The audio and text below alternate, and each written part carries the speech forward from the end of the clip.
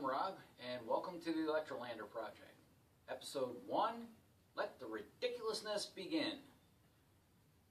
If you are returning, thank you very much for sitting through 7.5 minutes of me describing what is going to happen. If you're new to the channel, I apologize for the really bad lighting and sound and all kinds of other bad technical difficulties. I am not sponsored by anybody. I do not have a nice set. I'm just a guy in a garage trying to turn a 60-plus-year-old motor scooter into an electric bike. So, with no further ado, let the ridiculousness begin. So here we have the bike the day after I bought it in August 2019. Look at it. Sitting there bright and shiny red in the sunshine. Looks really nice, doesn't it? Heck, it still has the rear fender on it because you can see the taillight, which means I have not taken it for a first ride. Now, I knew there were some things that were not quite right with the bike when I bought it. Number one being that seat. This is a picture of a Cushman with the original 2-passenger seat on it.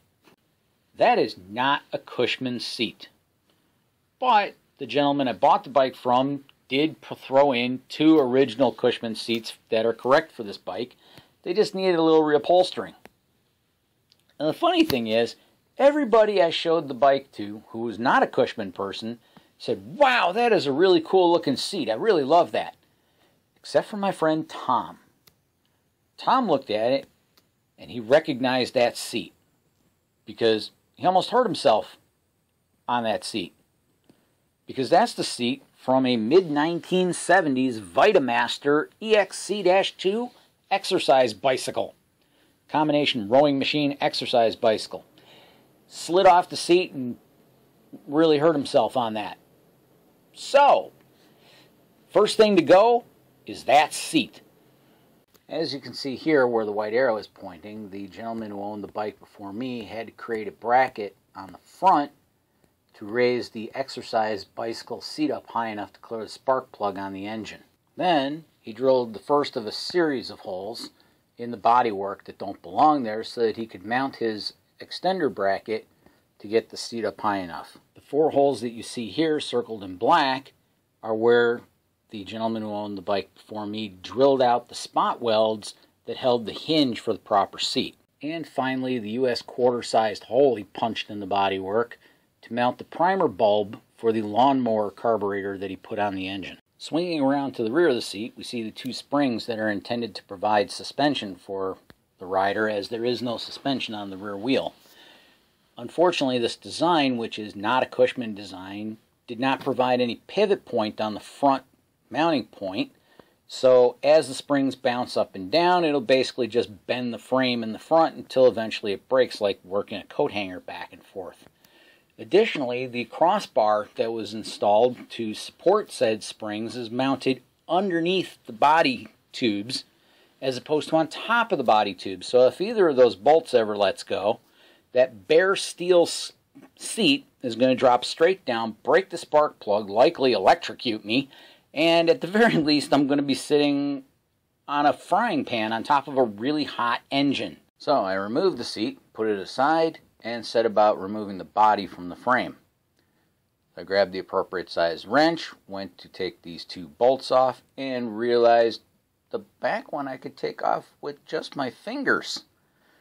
It made me wonder how many other bolts were that loose on my first ride. Additional ridiculous note number 52, the bar that you see here bolted to the bottom of the body with these 4 bolts, yeah, that's not supposed to be there.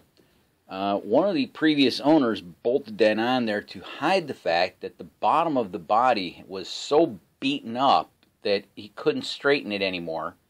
So he just kind of hid that fact with this bar. So coming around the right side, the 2 body bolts are hidden underneath this exhaust, which is not correct. I think the left part of it is what's left over from an old Cushman Eagle that's been painted over. And the right side is just a piece of pipe that was welded on and bent to the right shape. I then removed the tiny little bolt you see in the center, which was actually drilled through the exhaust, which basically restricts the exhaust and encourages that pipe to leak and eventually crack right where that hole is. Coming around to the front of the pipe, I unbolted it from the exhaust manifold on the engine. The adapter you see here bolted to the exhaust manifold is in fact the correct Cushman part. However, the other end of that just bent up water pipe or whatever it was welded on the muffler in the previous photo is definitely not correct. This is actually supposed to be a flexible exhaust hose, and that hose clamp holding the two of them together is completely inadequate. So I removed the body from the frame, set it on the ground, and set upon removing the gas tank from the body. So the two straps that you see here with the arrows are actually supposed to travel all the way around the gas tank and across the top of those two bars on the bodywork, and then be crimped. Unfortunately, these are held on with a couple of pieces of bar strap and then sheet metal screwed into the tubes of the bodywork. Okay, 4 more holes I have to fill in the body. And finally here we have the body with everything removed. And that brings us to the end of episode 1. I'm going to try to keep these short so you're not stuck here watching for a half an hour or whatnot. But anyway, thanks for watching, and tune in next time when we dig a little further in and find more ridiculousness. Until then, be safe, be well. We'll see you then.